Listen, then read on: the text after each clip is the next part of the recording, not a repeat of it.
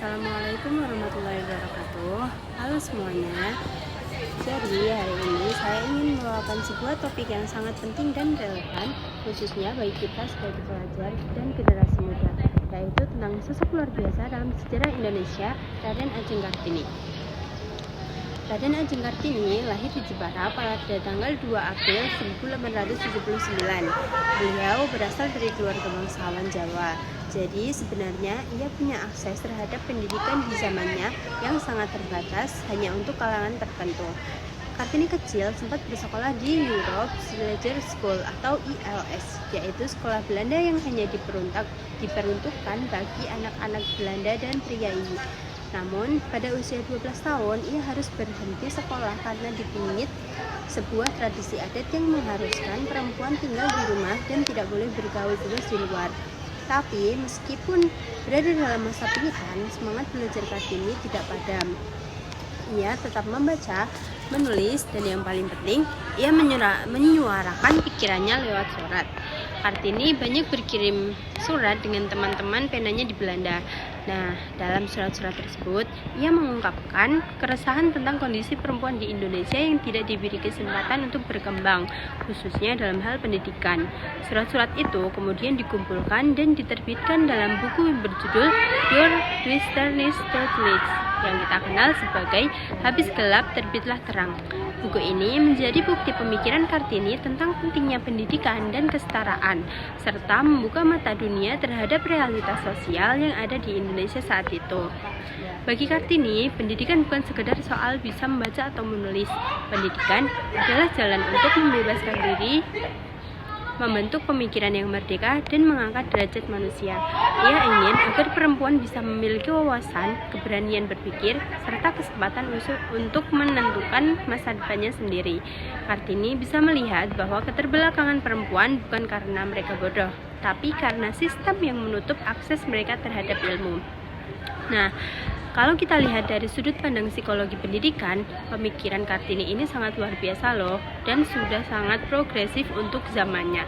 Pertama, ia menyadari bahwa tekanan sosial dan budaya bisa menghambat semangat belajar. Perempuan yang sejak kecil dididik untuk diam, patuh, dan tidak bersuara, lama-lama akan merasa tidak mampu, minder, atau bahkan takut untuk bermimpi. Nah, dalam psikologi pendidikan, kita mengenal konsep self-efficacy, yaitu keyakinan seorang terhadap kemampuan dirinya. Kartini ingin perempuan memiliki keyakinan itu, bahwa mereka mampu belajar, berpikir, dan berkontribusi sama seperti laki-laki.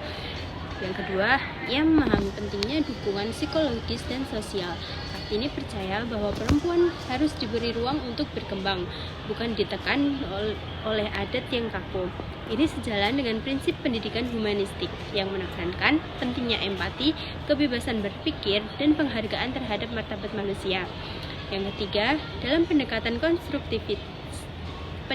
konstruktivistik, proses belajar dianggap sebagai proses aktif yang dibangun dari pengalaman pribadi, dan ini sangat cocok dengan kisah hidup Kartini.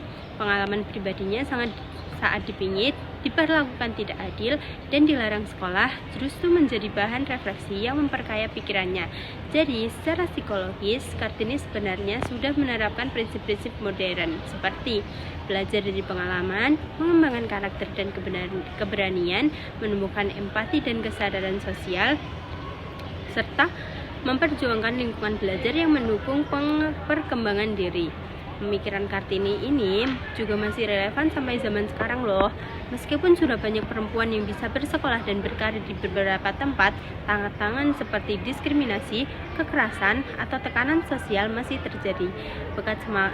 Berkat semangat Kartini, kini semakin banyak program yang mendukung perempuan, mulai dari beasiswa, pendidikan non-formal, pelatihan keterampilan, sampai kampanye kesetaraan gender di sekolah dan tempat kerja.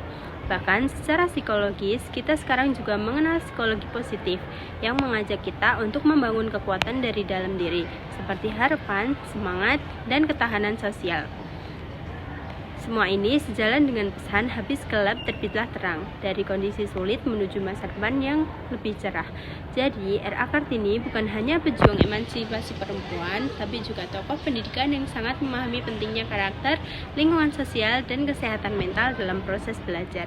Semoga kita bisa meneladani semangat Kartini bukan hanya sebagai simbol, tapi sebagai inspirasi nyata untuk terus belajar, berpikir mandiri, dan memperjuangkan hak setiap orang untuk mendapatkan pendidikan yang adil dan setara. Terima kasih atas perhatiannya. Wassalamualaikum warahmatullahi wabarakatuh.